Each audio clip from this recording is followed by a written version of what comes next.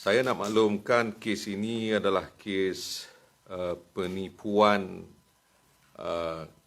penggunaan kad data maklumat untuk orang bukan warga negara yang dilakukan oleh satu sindiket.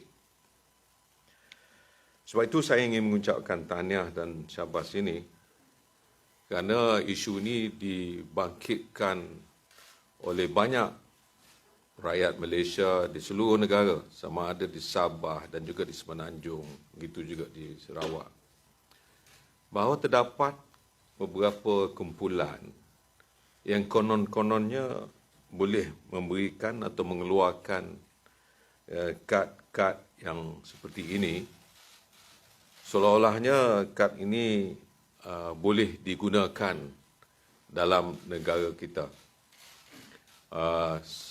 Mereka mengakui bahawa sesiapa sahaja yang memegang kad ini boleh mendapat segala benefits seperti hospital, education dan banyak perkara yang perlu. Yang paling pentingnya, kata-kata yang telah dikeluarkan oleh sindiket ini mengatakan seolah-olah orang yang memegang kad ini boleh nanti diberikan IC warga negara. Maka apabila saya mendapat tip daripada seorang, ianya bukan warga Malaysia, yang saya dapat ini daripada seorang bukan warga negara di luar negara kita, memaklumkan kepada saya, dan saya dengan Tan Sri IGP telah pun memaklumkan kepada satu kumpulan yang kita panggil unit khas untuk membantu kita buat siasatan dan akhirnya menangkap. Dan kita hari ini, pagi ini, telah pun dimaklumkan kepada saya bahawa dua orang yang kita tangkap, utamanya Muhammad Ashad dan juga Muhammad Amkah. Kedua-dua mereka ni kita tangkap kerana kita letakkan di bawah Section 420 Kanun Kesiasaan. Sebab ini, ya. Jadi apabila kita letakkan di sini, saya ingin supaya semua kawan-kawan media ini memaklumkan kepada semua yang ada dalam negara kita ini, terutamanya mereka yang tidak ada taraf warga negara, jangan tertipu dengan kumpulan ini. Pertamanya, saudara Mat Ashad ini adalah seorang yang telah pun mendaftarkan sebuah parti.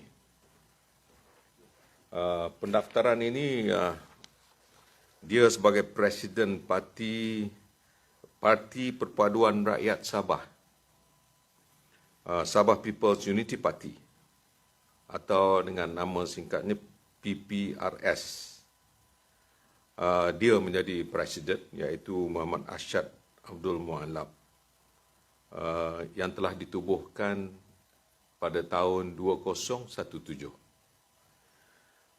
Beliau adalah merupakan seorang yang menggunakan parti untuk mendapat kepentingan diri beliau sendiri dengan melakukan perkara-perkara yang tidak diingini ini.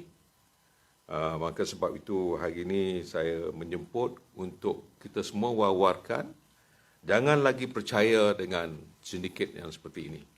Buat masa ini, kerajaan kita tidak pernah pun mengarahkan sesiapa untuk mengeluarkan kad yang dikeluarkan oleh mana-mana sindiket dalam negara kita. Sama ada ianya di Sabah ataupun di Semenanjung, saya nak maklumkan tidak ada langsung kita membenarkan sesiapa. Sehinggalah satu masa, kalaupun ada, kita akan umumkan. Kalau buat masa ni, langsung tidak ada sesiapa yang boleh mengeluarkan mana-mana kad dalam negara kita. Untuk menjadi penduduk dalam negara kita, kita hanya ada 4 identity card atau IC. Pertamanya, IC yang digunakan oleh semua warga negara kita, iaitu IC color biru orang panggil, Blue IC. Itu adalah untuk warga negara kita sendiri. Keduanya, IC yang berwarna merah. Itu adalah untuk mereka yang telah pun kita berikan taraf penduduk tetap, PR. Itu kita berikan IC merah. Yang ketiganya, kita berikan kepada bukan warga negara, tetapi mahu tinggal di sini untuk bekerja, untuk mencari makan di sini.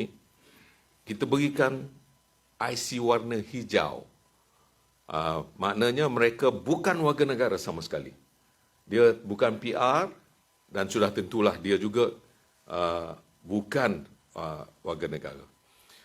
Dan yang keempatnya, kita namakan IC warna brown atau coklat. IC brown ini kepada mereka, terutamanya kalau Malaysian, yang telah pun dihukum, convicted dalam kesalahan yang besar, kita keluarkan IC warna coklat. 4 IC ini saja yang laku dalam negara kita. Jadi kepada semua mereka yang tidak ada taraf lagi ini, kita sedang melihat bagaimana untuk menentukan sesiapa yang duduk dalam negara kita ini, boleh kita berikan identiti, tetapi bukanlah dengan menggunakan kad yang dikeluarkan oleh mana-mana sindiket. Jadi atas apa undang-undang yang ada dalam negara kita, kita tidak akan tukar, hanya 4 IC ini saja yang boleh diguna pakai oleh semua mereka yang keberadaannya dalam negara kita. Itu hanya 4. Yang lain-lainnya tidak boleh di-identify sebagai dokumen yang sah. Walau bagaimanapun, di Sabah sebagai contoh, kita ada beberapa dokumen sementara. Contohnya, dokumen secara bertulis. Tidak ada kad, tapi dokumen secara bertulis yang dikeluarkan oleh immigration. Itu bukan bermakna mereka telah berdaftar dengan Jabatan Pendaftaran Negara. Kerana itu dikeluarkan atas kuasa yang diberikan kepada immigration. Itu saja. Yang dinamakan IM13 atau IM13. Itu di bawah arahan dikeluarkan mengikut perundangan immigration. Itu bukan bermakna dia telah pun berdaftar sebagai penduduk atau sebagai mereka yang boleh mendapat mana-mana IC 4 tadi yang telah saya umumkan. Kerana kalau nak convert daripada situ ke mana-mana IC yang 4 itu, hanya Jabatan Pendaftaran Negara saja yang boleh memberikan kad yang saya umumkan tadi.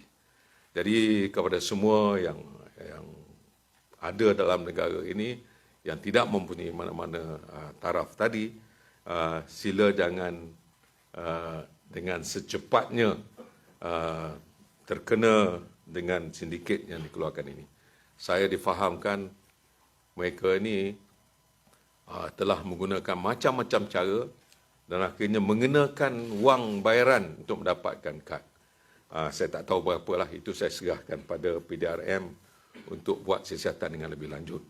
Tak payahlah saya umumkan itu, nanti takut ada kesalahan-kesalahan yang boleh digunakan dalam mahkamah pula. Yang pentingnya, mereka ini telah pun kita bawa ke mahkamah pada pagi tadi. Terima kasih kepada semua kerana membantu kita dalam isu ini.